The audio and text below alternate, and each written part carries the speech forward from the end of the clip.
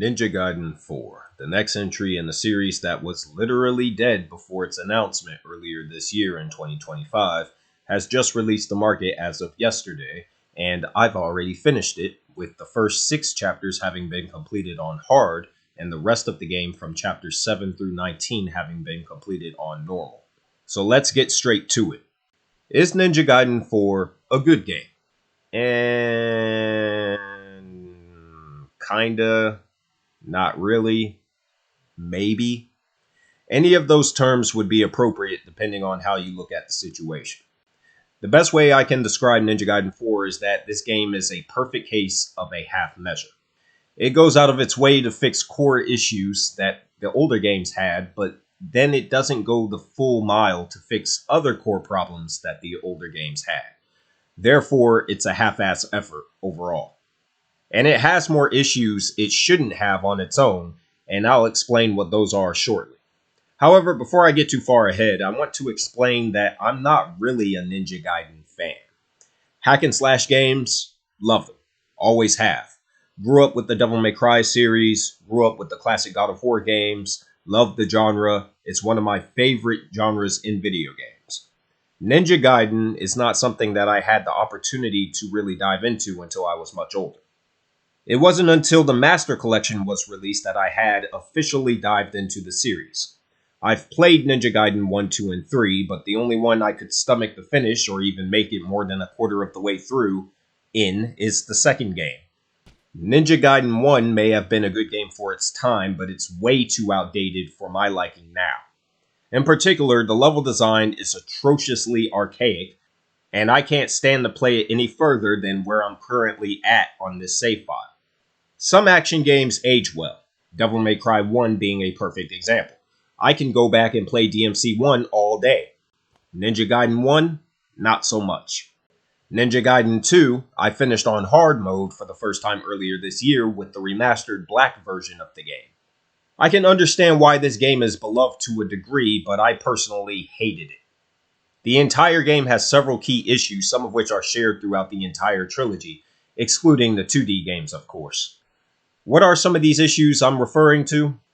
Well, I'm talking about things like there being no lock-on system, no animation canceling, a horrible camera that fails to track the player in tight spaces, clunky movement that has the characters running like they have a metal rod stuck up their ass, no sprint option, poor storytelling with zero development for any of the characters, etc. Most of these things are quality of life features that both modern and classic games of this type have. So why Ninja Gaiden never had these same features is a strong question for debate. It makes the series objectively inferior to its hack and slash contemporaries, all of which have stronger gameplay and some of them stronger storytelling. When it comes to action games, when it comes to hack and slash games, Devil May Cry reigns supreme. Devil May Cry 2 aside. We don't talk about that one. There is no action game that compares to the gameplay systems that's present in the Devil May Cry franchise. A close second would be God of War. Batman Arkham is just as strong as Devil May Cry both creatively and in practice, but I'm not counting it because it's not a hack and slash game. Bayonetta takes many of its cues from the Devil May Cry series as well, so there's that. The problem with Ninja Gaiden as a series becomes more evident when you look up the metascores for the games and compare them to these other franchises. The only one that has at least a 90 is the first game. The second game dropped to a low 8 despite it being better than the first one, at least in my humble view. And the third game just completely fell off a cliff. By the way, Ninja Gaiden 3, since I didn't mention it before, is a piece of dog shit. This game is so bad that every time I try to play it, I can't make it more than 10 minutes in before saying fuck it and turning it off. So really, the only somewhat decent game in the trilogy is the second game. Basically, what I'm saying is this series has never been great. The first game may have been good for its time, but now it's too old. And the second game is riddled with so many issues that if you played the Devil May Cry games, the God of War games, Bayonetta, etc., you would write Ninja Gaiden off as some old bullshit. So with Ninja Gaiden 4, the development of the game was handed off to Platinum Games instead of Team Ninja. Team Ninja, according to the opening credits, just did a concept for the game. This is really a Platinum Games title, and the game is better for it. Platinum Games went out of their way to improve on the garbage gameplay system that the first 3 games had. Those quality of life features I mentioned before, they're actually a thing now in the 4th game. Finally, we have a sprint option in Ninja Gaiden. How it's taken this series 20 years to add such a basic quality of life option that's present in other hack and slash games is beyond comprehension. But it's finally here, and it's much appreciated. Now I don't have to bunny hop everywhere to get around faster like I had to in the older games. That's not the only improvement either. The movement is no longer clunky. The animations are smooth. Simply turning your character to the left or to the right no longer feels like they're stuck in orbit somewhere in outer space. We have a lock-on system now. Such a basic thing that somehow never made its way into these games has finally appeared in this one, and it's critical in the boss fights in this game. You're no longer stuck with the soft lock system, although it's, of course, an optional feature. Again, very appreciated. The camera is generally better, but can occasionally lose track of the player in tight spaces due to poor enemy placement. Overall, I didn't have much issue with the camera. And to address what's probably the most criticized aspect of the Ninja Gaiden series, animation canceling has been added, which makes the game more comparable to Devil May Cry, God of War, and Bayonetta. Or does it? Personally, the animation canceling in Ninja Gaiden 4 isn't something that I thought was implemented very well, which is one of the biggest problems with it. The game will half-ass let you cancel your animation, and the character you're playing on screen will more often than not get hit anyway because of this.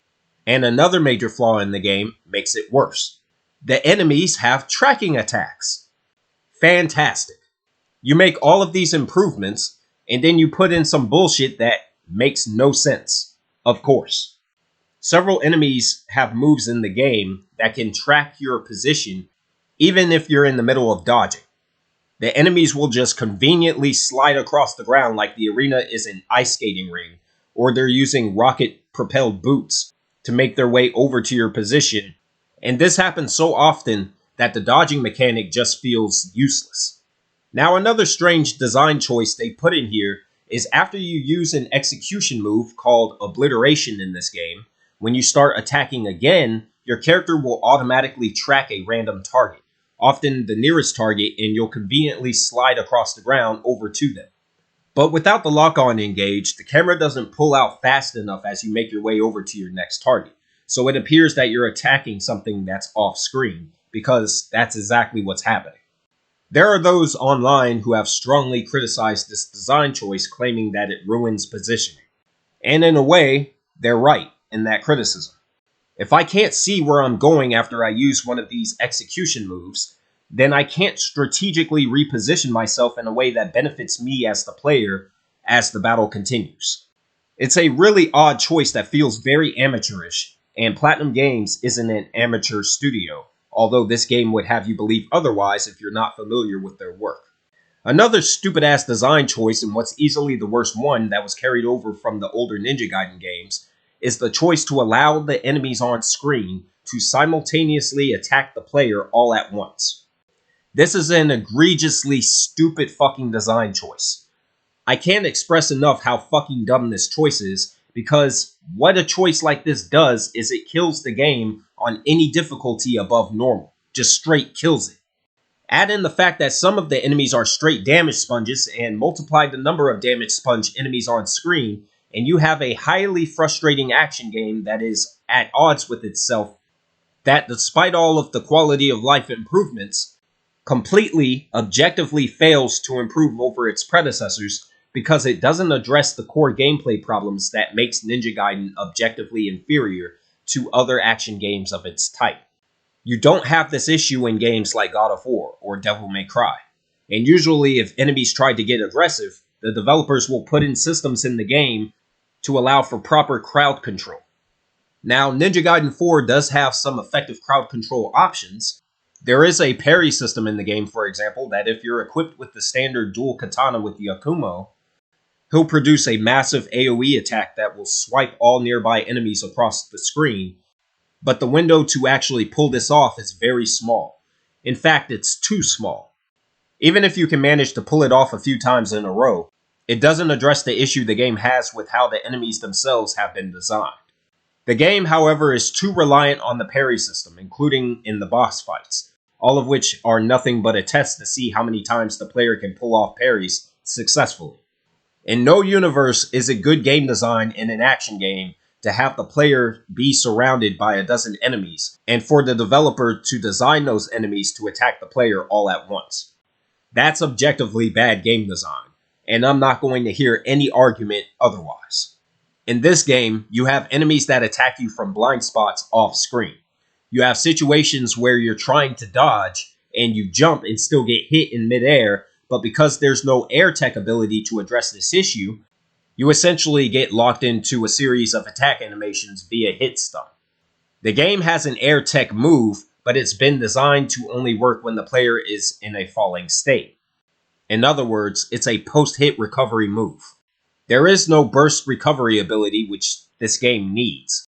When you're being juggled in the air, there's nothing you can do. You have to wait until enemies finish their combo, but because the developers have allowed the enemies to gang up on you and attack you all at once, you get situations where you're literally helpless and can't do shit to defend yourself.